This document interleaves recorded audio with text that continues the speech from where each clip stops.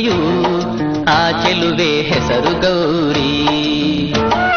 ತಾಯಿ ಇಲ್ಲದೆ ಮಲತಾಯಿ ಸೆರೆಯಲಿ ಬೆಳೆಯುತ್ತಿದ್ದಳ ನಾರಿ.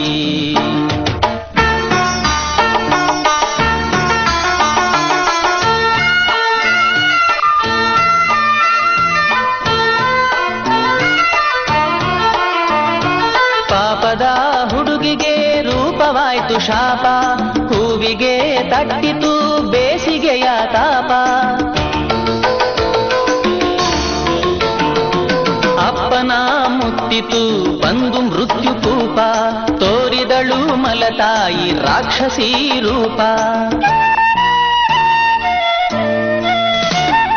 ಗೌರಿ ಪ್ರಾಯ ದುಷ್ಟತಾಯ ಕಣ್ಣು ಕುಕ್ಕಲು, ಅವಳ ಶೀಲ ಮಾರುವಂಥ ಸಂಚು ನಡೆಯಲು.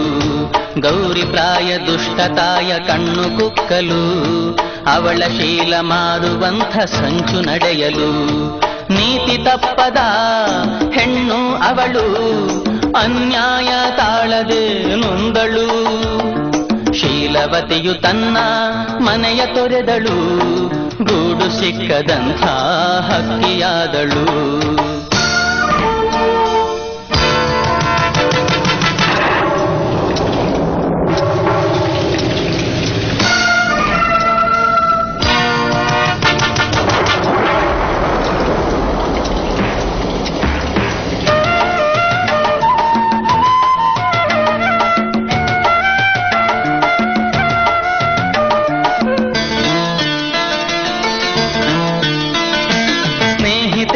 ಒಬ್ಬಳು ತೋರಿಸಿ ಅಕ್ಕರೆ, ಗೌರಿಗೆ ಕೊಟ್ಟಳು ಸ್ನೇಹದ ಆಸರೆ.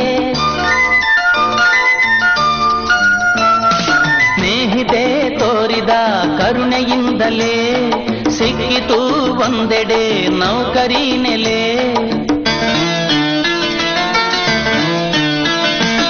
ಏನು ಹೇಳಲಿ ಅವಳಿದ್ದ ಜಾಗದಿ ಯಜಮಾನನೊಬ್ಬ ಕಾಮಣ್ಣನು. ದಾಹ ಕಂಗಳ ಆನಂದರಾಯನು ಈ ಹಕ್ಕಿ ಕಂಡು ಕಿಡುಗನಾದನು. ಗೌರಿ ದಾಸ ಆನಂದರಾಯ ಮೂಢ, ಇರುಳಲಿ ನಡೆದುದು ಎಲ್ಲವೂ ನಿಗೂಢ. ಮಾಯೆಯ ದಾಸ ಆನಂದರಾಯ ಮೂಢ, ಇರುಳಲಿ ನಡೆದುದು ಎಲ್ಲವೂ ನಿಗೂಢ. ಕಾಮಪಾಣದ ಆ ಗುರಿಯು ತಪ್ಪಿತು, ಈ ಹಕ್ಕಿ ದಕ್ಕಲಿಲ್ಲ ಕೊನೆಗೂ. ಯಾರು ತಿಳಿಯದ ಈ ರಹಸ್ಯವು ಈ ಡೈರಿಯೊಳಗೆ ದಾಖಲಾಯಿತು. ಈ ಕಥೆಗೆ ಒಂದು ಸ್ಫೂರ್ತಿಯಾಯಿತು. ಮುಗಿಯಲಿಲ್ಲ ಗೌರಿಯ ಕಥೆ, ವಿಧಿಯ ಕೈ ಬರೆಯಿತು ಮುಂದಿನ ವ್ಯಥೆ. ರೋಗದ ರೂಪದಿ ಬಂದಿತು ವಿಧಿ, ಸೋತಿತು ಗೌರಿಯ ಹೃದಯದ ತಿದಿ. ಈ ಪೇಷಂಟ್ ಹಾರ್ಟ್ ನಲ್ಲಿ ತುಂಬಾ ಪ್ರಾಬ್ಲಮ್. ಪ್ರಾಣ ಸ್ನೇಹಿತೆ ಪ್ರಾಣ ಉಳಿಸಲು ಸ್ನೇಹಿತೆಯರು ಪಾಡುಪಟ್ಟರು. ಹಣವು ಇಲ್ಲದೆ ಎಲ್ಲ ದಿಕ್ಕಲು ಸಹಾಯ ಬೇಡಿ ಪತ್ರ ಬರೆದರು.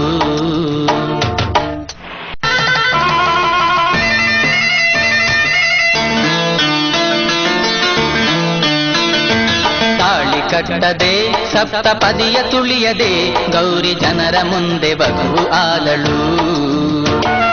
ಮದುವೆ ಎನ್ನುವ ಕಪಟ ನಾಟಕದಲ್ಲಿ ಗೌರಿ ಒಬ್ಬ ಪಾತ್ರಧಾರಿಯಾದಳು.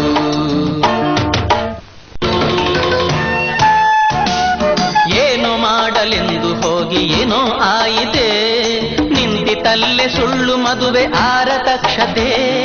ತಂದೆಯನ್ನು ಕಾಣಲೆಂದು ಚಂದ್ರಮೌಳಿಯು ದುಃಖದಿ ವಿಮಾನದಲ್ಲಿ ಪಯಣ ಹೊರಟನು.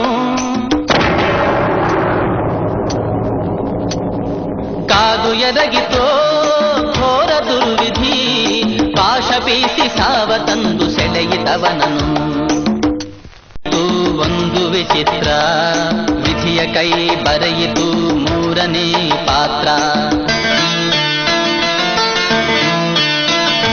ಮಿತಿಯ ಮೀರುತ್ತಾ ಮಿತ್ರ ಮಧುವು ಕುಡಿದನು, ತನ್ನ ಕೋಣೆ ದಾರಿ ಹುಡುಕುತ್ತಿದ್ದನು. ಮದಿರೆ ಅಮಲಲಿ ನವ ದಂಪತಿ ಗೃಹಕ್ಕೆ ನುಗ್ಗಿ ಕಂಡನಲ್ಲಿ ಒಂದು ಹೆಣ್ಣನು.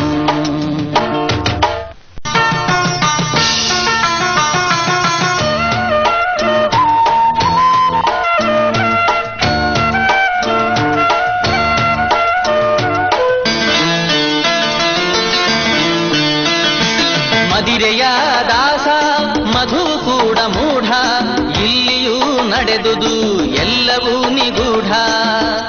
ಗಿಣಿಯು ಕಚ್ಚದಂಥ ಹಣ್ಣು ಗೌರಿಯಾದರೂ, ಅದೇ ಹಣ್ಣ ತಿಂದೆವೆಂದು ಕೊಂಡರೆಲ್ಲರೂ.